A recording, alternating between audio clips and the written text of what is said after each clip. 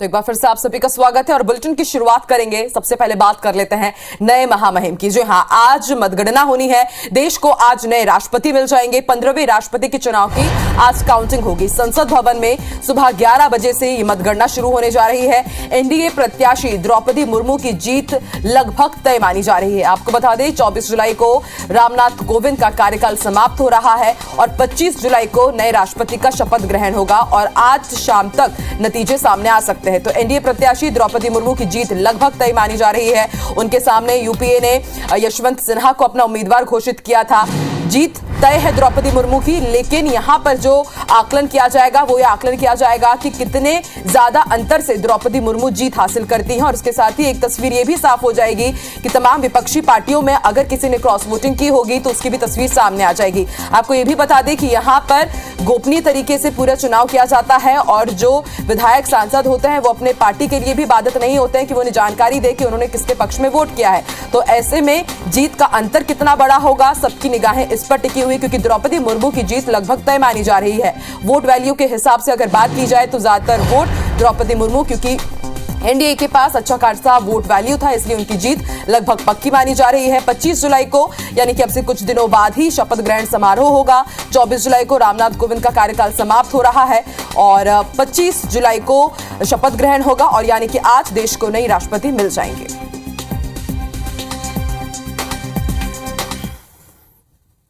बढ़ते आगे बड़ी खबर आपको रायपुर से बता दें। छत्तीसगढ़ विधानसभा मानसून सत्र का आज दूसरा दिन है।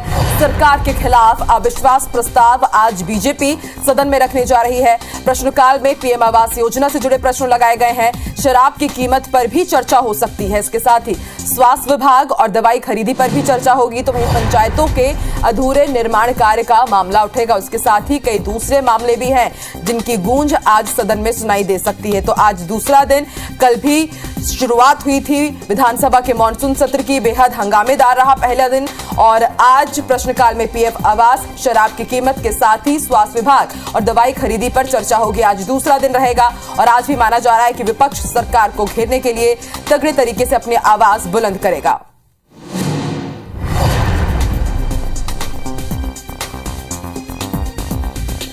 तो छत्तीसगढ़ विधानसभा मानसून सत्र का आज दूसरा दिन। आज सरकार के खिलाफ बीजेपी सदन में अविश्वास प्रस्ताव भी लाने जाएगी, यानी कि आज जोरदार तरीके से एक बार फिर से विपक्ष अपनी आवाज बुलंद करेगा। आपको बता दें इससे पहले दोनों ही पार्टीज की तरफ से विधायक दल की बैठक हुई थी। उन बैठकों में तय किया गया कि किस तरह से जवाब दिया जाएगा, विपक्ष को सरकार किस तरह से जवाब देगी और इसके साथ विपक्ष ने भी जोरदार तैयारी की रखी है सरकार को घेरने की। तो आज काफी हंगामेदार दूसरा दिन भी हो सकता है सत्र का।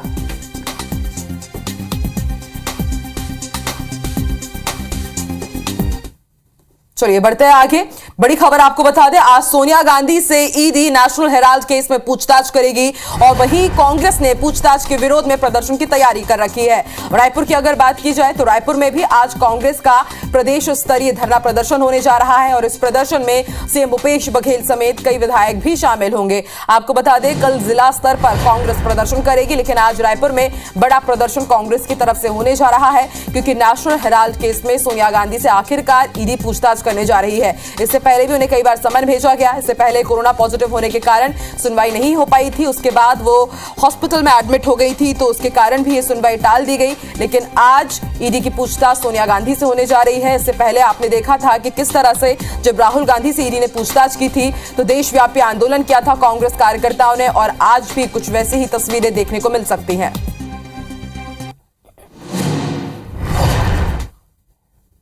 और अब बात कोरोना अपडेट की। छत्तीसगढ़ में कोरोना संक्रमण बेहद तेजी के साथ बढ़ रहा है। बीते 24 घंटे की बात करें तो 633 नए मरीज मिले हैं। 16,486 नए टेस्ट किए गए और उनमें 633 नए संक्रमित मिले हैं और अब प्रदेश में एक्टिव केसेस की संख्या बढ़कर 3,300 के पार हो गई है। आपको बता दें कल 373 मरीज डिस्चार्ज भी हुए हैं। नए मरीजों में रायपुर में सबसे ज्यादा एक बार फिर से 116 नए केसेस मिले हैं। दुर्ग में 93, तो वहीं राजनांदगांव में 58, कोरबा में 45, जांजगीर में 29 नए मरीज मिले हैं। बालोद, बेमेतरा, बिलासपुर में 38 नए केसेस। तो तेजी से पूरे देश के साथ छत्तीसगढ़ में भी कोरोना पैर पसार रहा है। 600 के पार नए केसेस की संख्या पहुंच गई है।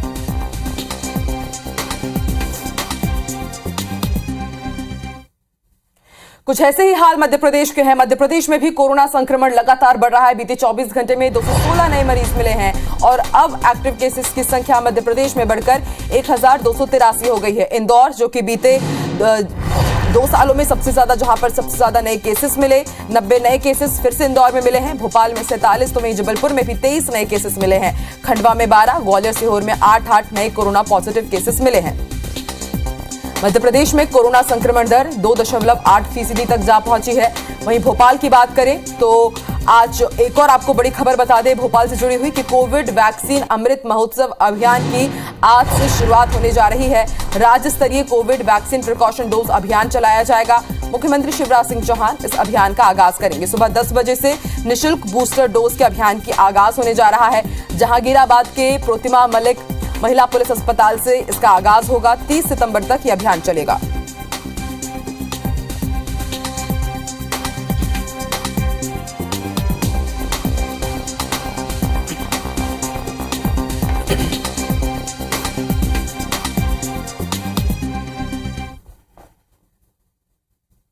तो ताजा स्थिति कैसी है मध्य प्रदेश छत्तीसगढ़ में कोरोना को लेकर के, और इसके साथ ही सरकार प्रशासन की क्या तैयारी, गाइडलाइन क्या है, जानकारी देंगे। इस वक्त हमारे साथ 2 सहयोगी जुड़ रहे हैं। हमें रायपुर से जानकारी देने के लिए स्टार लाइव जुड़ चुके हैं और वहीं भोपाल से हमें जानकारी देंगे विवेक। चलिए सबसे पहले रुक कर लेते हैं स्टार की तरफ। स्टार, छत्तीसगढ़ में लगातार नए केसेस बढ़ते जा रहे हैं। आंकड़ा 600 के पार पहुंच गया है और डराने वाली बात यह है कि 16,000 में ये आंकड़े सामने आ रहे हैं टेस्टिंग सैंपलिंग के बाद। सरकार की तरफ से अब क्या जरूरत है कि सख्त कदम उठाए जाए, क्योंकि जनता तो लगातार लापरवाही बरत रही है।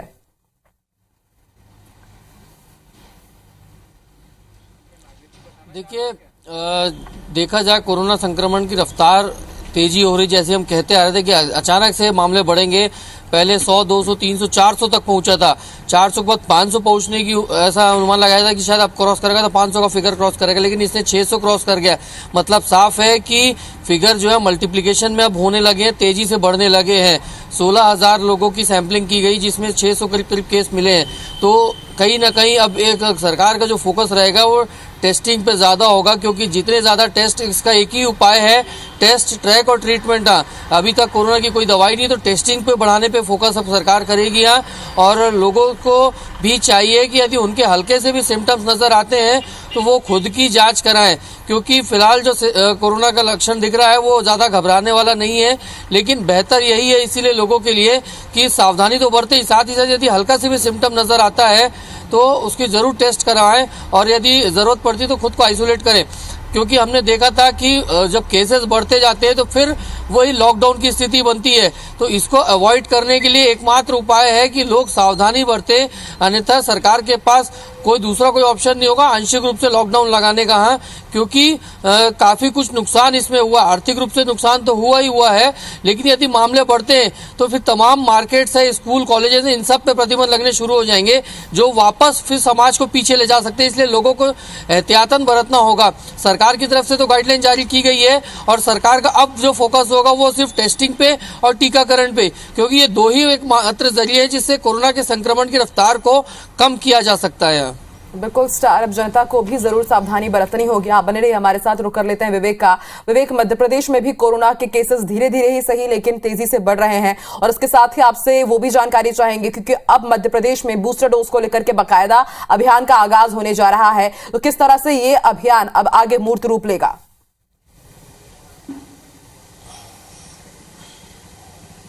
कि मध्य प्रदेश में लगातार जो केसेस आ रहे थे उसकी जो रफ्तार है वो तेज हो गई है और अभी तक जो है कि कोरोना के पॉजिटिव केसेस 100 के पास पार आ रहे थे, लेकिन अब 200 के पार आ रहे हैं। पिछले 24 घंटे की हम यदि बात करें तो 216 कोविड पॉजिटिव मध्य प्रदेश में मिले हैं। ये अपने आप में चिंता की बात है। राजधानी भोपाल और इंदौर में बड़ी संख्या में मरीज मिल रहे हैं। सबसे ज़्यादा इंदौर में मरीज मिल रहे हैं। 24 घंटे में इंदौर में 90 मरीज मिले, तो वहीं राजधानी भोपाल में 40 से अधिक मरीज मिले हैं। ये अपने आप में एक चिंता का विषय है। दूसरी तरफ एक्टिव केसेस जो है वो भी मध्य प्रदेश में 1200 से ऊपर हो गए हैं और जो संक्रमण दर है वो 2.8 के आसपास है। तो ये कहीं ना कहीं सरकार के लिए चिंता का विषय है, क्योंकि बरसात के समय में मौसमी बीमारियां ज़्यादा फैलती है और ऐसी स्थिति में कोविड के मामले यदि बढ़ते हैं तो निश्चित तौर पर आने वाले समय में और तेजी से इसका संक्रमण फैलेगा और इसलिए सरकार के लिए चिंता का विषय है। दूसरी तरफ सरकार ने प्रिकॉशन डोज को लेकर भी आज से कोविड वैक्सीन महोत्सव शुरू कर दिया है। आज मुख्यमंत्री शिवराज सिंह चौहान इस अभियान की शुरुआत सुबह 10 बजे भोपाल के एक महिला हॉस्पिटल से करेंगे, जहां पर इस अभियान का आगाज होगा और पूरे प्रदेश में बड़े पैमाने पर अभियान के रूप में वैक्सीन के प्रिकॉशन डोज लगाए जाएंगे, क्योंकि कोरोना से बचाव का एक प्रभावी जो उपाय है वो वैक्सीन है। और पिछले 2 वैक्सीन जो पहला और दूसरा डोज का जो वैक्सीनेशन था उसी का परिणाम है कि कोविड का जो संक्रमण है वो जानलेवा साबित नहीं हुआ। अब सरकार जो है एक बार फिर चिंता में, और इसलिए प्रिकॉशन डोज को लेकर जो भारत सरकार की तरफ से रियायत दी गई है उसका फायदा उठाते हुए मध्य प्रदेश सरकार आज से जो है अपना अभियान शुरू करने जा रही है। हम भी अपील करते हैं सबसे कि वो भी जाकर अपना प्रिकॉशन डोज जरूर लगाए ताकि कोरोना के संक्रमण से बचा जा सके। तो मध्य प्रदेश में आज से प्रिकॉशन डोज अभियान की भी शुरुआत हो रही है। शुक्रिया आप दोनों का ही पूरी जानकारी देने के लिए।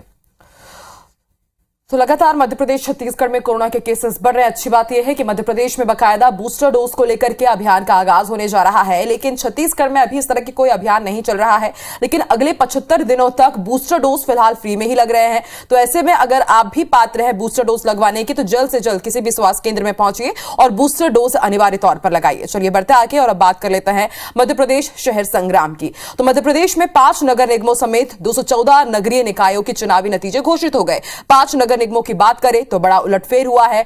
बीजेपी कांग्रेस के खाते में 2-2 सीटें आई, जबकि कटनी में निर्दलीय महिला प्रत्याशी प्रीति सूरी ने चुनाव जीतकर इतिहास रच दिया। ये रिपोर्ट देखिए।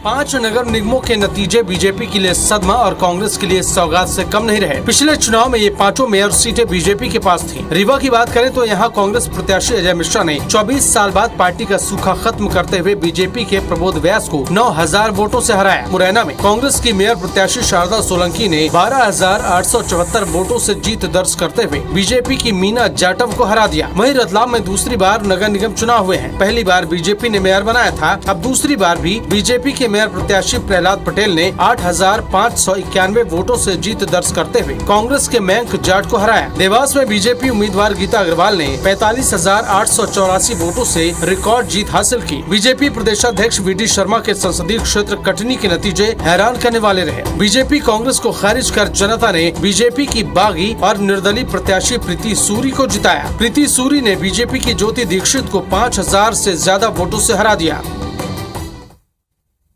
खगौर नगर पालिका में ओवैसी की पार्टी AIMIM के 3 उम्मीदवार पार्षद निर्वाचित हुए। संभवतः मध्य प्रदेश में खरगोन पहला निकाय है जहां AIMIM के सर्वाधिक 3 उम्मीदवार जीते हैं, जिसमें एक हिंदू महिला भी शामिल हैं। AIMIM ने खरगोन में 7 सीटों पर प्रत्याशी उतारे थे, जिनमें से 3 में जीत मिली है। AIMIM की इस जीत से आने वाले 2023 विधानसभा चुनाव में अब निमाड़ का राजनीतिक समीकरण बदला हुआ माना जा रहा है।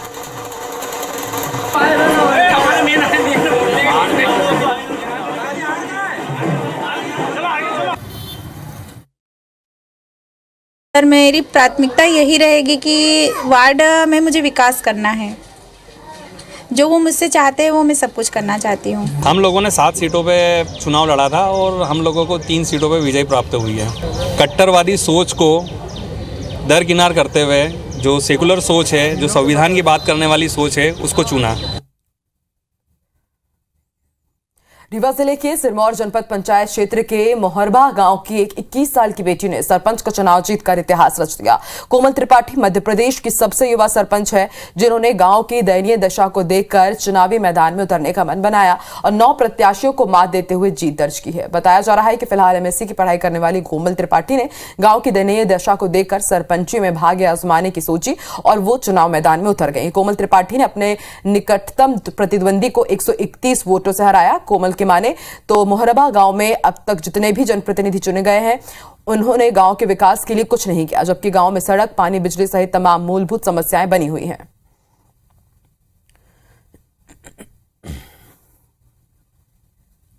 सीधी के सिहावल में मध्याह्न भोजन में छिपकली गिरने की वजह से करीब 30 बच्चे बीमार हो गए हैं, जिसके बाद उन्हें तुरंत जिला अस्पताल में भर्ती कराया गया। मामला जनपद शिक्षा केंद्र सिहावल के तहत आने वाले प्राथमिक शाला घमसान उत्तर टोला पतुलखी का है। स्कूल के प्रिंसिपल ने बताया कि बच्चों को दोपहर करीब 1 बजे मिड डे मील दिया गया, तब किसी तरह की कोई समस्या सामने नहीं आई, लेकिन शाम 4 से 5 बजे के बीच बच्चों में सरदर्द और पेट दर्द जैसे लक्षण सामने आए। धीरे धीरे सभी बच्चों के साथ यही शिकायत होने लगी तो आनन फानन में एम्बुलेंस बुलाया गया और सभी बच्चों को जिला अस्पताल सीधी में भर्ती कराया गया। जानकारी मिलते ही कलेक्टर समेत तमाम आला अधिकारी भी अस्पताल पहुंचे और बच्चों के स्वास्थ्य की जानकारी ली। फिलहाल डॉक्टर मामले पर नजर बनाए हुए हैं। मध्याह्न भोजन में छिपकली गिर गई थी रात भोजन में, तो उसकी वजह से सब बच्चे आए और बच्चों ने धोखे में खाना खा लिया। न बनाने वालों ने देखा, न खाने वालों ने देखा। बाद में लोगों को पता चला कि इसमें छिपकली थी, तो इसमें से ज़्यादातर बच्चे भयवश परेशान हो गए। कोई ऐसा टॉक्सिक इफेक्ट नहीं है। और ज्यादा जानकारी के लिए बात करेंगे हमारे सहयोगी मनोज से। मनोज, बच्चों की स्थिति कैसी है और एक बड़ा सवाल ये भी कि इतनी गंभीर लापरवाही कैसे कोई कर सकता है कि बच्चों की जान पर ही बना? आकांक्षा, ये जिला मुख्यालय से 40 किलोमीटर दूर बहरी थाना अंतर्गत शासकीय माध्यमिक शाला पड़कुरी उत्तर टोला का मामला है, जहां पर विषाक्त भोजन के खाने के दौरान 25 से 26 के लगभग छात्रों की तबीयत बिगड़ गई थी और जिन्हें उपचार जिला चिकित्सालय सीधी में भर्ती कराया गया था। ये जो खाना है ये वहीं की लोकल स्व सहायता समूह द्वारा बनाया गया था और जब खाना ये बनाया जा रहा था उसमें ध्यान नहीं दिया गया और लापरवाही पूर्वक इस खाने में छिपकली गिर गई थी और बच्चों को खाना परोसते समय छिपकली के कुछ टुकड़े उस बर्तन में मिले थे और जैसे ही इसकी मामले की जानकारी हुई तो ये इनको जिला चिकित्सालय सीधी भेजा गया और देर रात प्रशासन जिला चिकित्सालय पहुंचकर बच्चों का हालात जाना और साथ ही वहां पर जो बच्चे एडमिट थे उनके बारे में पूरी जानकारी ली गई और साथ ही वहां पे जिला चिकित्सालय में जो चिकित्सक थे उनको समझाइश दी गई और कि बच्चों के स्वास्थ्य को देखते हुए और बेहतर चिकित्सा मुहैया कराया जाए। अभी उनकी स्थिति कैसी है मनोज, सारे बच्चों की? जी बिल्कुल, अभी तो स्थिति बनी हुई है, अभी डिस्चार्ज नहीं किया गया है। अभी बच्चे पूर्ण रूप से जिला चिकित्सालय में ही हैं और उनका उपचार लगातार जारी। स्थिति पहले से बच्चों में सुधार होता हुआ नजर आ रहा है। और मनोज, छिपकली गिर गई तो ये पूरी जो जिम्मेदारी होती है स्व सहायता समूहों की होती है जो मिड डे मील परोसते हैं, क्या उनके ऊपर कुछ कार्रवाई या फिर जांच के आदेश दिए गए हैं? जी आकांक्षा जी, मैं आपको बताना चाहूंगा कि सीधी ट्राइबल और दूरस्थ अंचल है जहां पर कि ये कोई पहला नया मामला नहीं है। इस तरह इसके पहले भी कई ऐसे मामले आ चुके हैं जहां की बच्चों के खाना या मिड डे मील के दौरान छिपकलियां गिरी और बच्चों को एडमिट कराया गया, लेकिन प्रशासन इन सब चीजों से बेखबर है। कभी जो स्व सहायता समूह है कभी उनकी निगरानी नहीं की जाती है, ना उनके जहाँ खाना बनाए जाते हैं उनका भंडारण और जो कक्ष होता है वो काफी। बिल्कुल मनोज, आप भी नजर बना के रखिएगा, देखते हैं कब तक जांच के आदेश दिए जाते हैं और कब कार्रवाई की जाती है। शुक्रिया अपनी जानकारी देने के लिए। और अब बात आगरमालवा की। आगरमालवा में एक युवक को नुपुर शर्मा की टिप्पणी का समर्थन करना महंगा पड़ गया। दरअसल आयुष माली नामक युवक ने नुपुर शर्मा की टिप्पणी का समर्थन किया था, जिसे लेकर वर्ग विशेष के कुछ लोग खफा थे। नाराज आरोपियों ने मौका पाते ही युवक पर जानलेवा हमला कर दिया। हमले की जानकारी लगते ही बजरंग दल और विश्व हिंदू परिषद कार्यकर्ताओं ने एसपी कार्यालय का घेराव किया और जमकर हंगामा किया। मामले में पुलिस का कहना है कि 13 आरोपियों पर जानलेवा हमला समेत विभिन्न धाराओं में एफआईआर दर्ज कर ली गई है। फिलहाल स्थिति नियंत्रण में है, हालांकि एहतियातन शहर में भारी पुलिस बल भी तैनात किया गया है। मालीपुरा से लगा हुआ जो मेवातीपुरा है उसके लड़कों ने उनके साथ मारपीट की।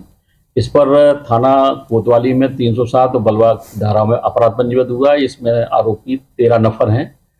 पुलिस के द्वारा 2 आरोपियों की गिरफ्तारी की जा चुकी है और शेष की गिरफ्तारी के लिए हमारी पार्टी लगातार सर्चिंग कर रही है। बढ़ते आगे बड़ी खबर आपको रायपुर से बता दें, पोस्ट ऑफिस घोटाले की मास्टरमाइंड आकांक्षा पांडे को सुप्रीम कोर्ट ने नोटिस भेजा है। 21 दिन में लगातार थाने में पेश होने के आदेश दिए गए हैं। आपको बता दें आकांक्षा पांडे 13 महीने से फरार चल रही है और पर इनाम भी घोषित है। पुलिस ने 20,000 रुपए का इनाम घोषित किया है। जुलाई 2021 को सरस्वती नगर थाने में केस दर्ज किया गया था और उनके खिलाफ 20 करोड़ की धोखाधड़ी का एफआईआर दर्ज किया गया है।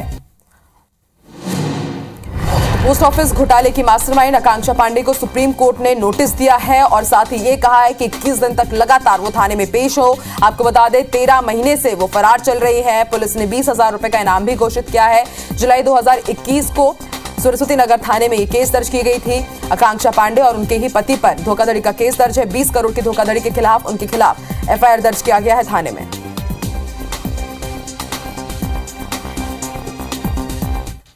रायगढ़ जिले में 2500 किसान स्थायी बिजली कनेक्शन के लिए कतार में हैं। खेतों में स्थायी पंप कनेक्शन के लिए प्रदेश के 49,840 किसान शासन से फंड की बाट जोड़ रहे हैं। इन किसानों ने खेतों में बिजली कनेक्शन के लिए डिमांड नोट भी जमा कर रखा है, लेकिन शासन से राशि स्वीकृत नहीं होने के कारण इनकी प्रक्रिया अटकी हुई है। उधर आंकड़े सामने आने के बाद भाजपा राज्य सरकार पर किसानों के प्रति असंवेदनशील होने का आरोप लगा रही है।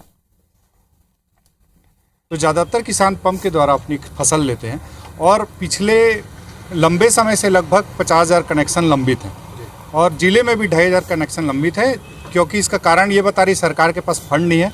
हमारी ये मांग है कि जल्दी से जल्दी सभी किसानों को पंप कनेक्शन दिया जाए सब्सिडी वाला, ताकि सिंचाई सुचारू रूप से चल सके और फसल का उत्पादन ले सके। को 890 पंप कनेक्शनों का कार्य करने के लिए हमको लक्ष्य प्राप्त हुआ है, जिसका टेंडर प्रक्रिया हो चुका है और जैसे ही बरसात खत्म होती है और उसके बाद तत्काल इस काम को किया जाएगा। मुख्यमंत्री भूपेश बघेल कल दुर्ग के दौरे पर रहे। सीएम ने करोड़ों के विकास कार्यों की सौगात नगरवासियों को दी। कुम्हारी के नगर पालिका कार्यालय और मिनी स्टेडियम का लोकार्पण भी उन्होंने किया। इस मौके पर मंत्री शिव डहरिया भी मौजूद रहे। सीएम ने स्टेडियम को मिनी माता के नाम किए जाने की भी घोषणा की है। स्टेडियम पर मौजूद खिलाड़ियों से मुख्यमंत्री ने मुलाकात की, साथ ही सीएम ने क्रिकेट भी खेला। मुख्यमंत्री भूपेश बघेल बल्लेबाजी कर रहे थे तो दूसरी तरफ मंत्री शिव डहरिया ने गेंदबाजी की। तो ये तस्वीरें हम आपको दुर्ग की दिखा रहे हैं। कुम्हारी स्टेडियम का लोकार्पण किया गया, दुर्गवासियों को एक बड़ी सौगात। इसके साथ सीएम भूपेश बघेल यहां पर क्रिकेट के रंग में रंगे नजर आए। मंत्री डहरिया भी कार्यक्रम में शामिल हुए और इसके साथ ये तस्वीरें हम आपको दिखा रहे हैं। सीएम भूपेश बघेल बल्लेबाजी कर रहे थे तो दूसरी तरफ मंत्री शिव डहरिया बॉलिंग करते हुए नजर आए। कुम्हारी नगर पालिका में जहाँ कार्यालय का लोकार्पण हुआ, वहाँ मिनी स्टेडियम का भी लोकार्पण हुआ और बहुत अच्छा ये स्टेडियम बन गया है। और इस स्टेडियम का नाम प्रथम महिला सांसद हमारी छत्तीसगढ़ की थी ममता मई माता, जिसे हम मिनी माता के नाम से पुकारते हैं, उनके नाम से नामकरण किया गया।